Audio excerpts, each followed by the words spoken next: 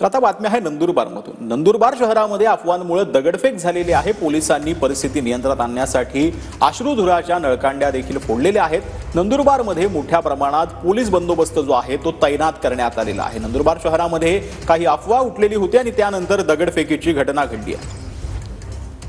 नंदुरबार शहरामध्ये दुपारी रिक्षाचा वाद झाला आणि त्यामध्ये दोन गटामध्ये तणाव निर्माण झाला होता। मात्र पोलीस प्रशासनाने गुन्हा दाखल केला आणि शांतता जी होती ती व्यवस्थित केली। परंतु रात्री 9-10 वाजेच्या दरम्यान एका गटाकडनं दगडफेक करण्यात आलेली आहे। शहरातील त्रिकोणी बिल्डिंग जे आहे त्या परिसरामध्ये दगडफेक करण्यात आलेली आहे।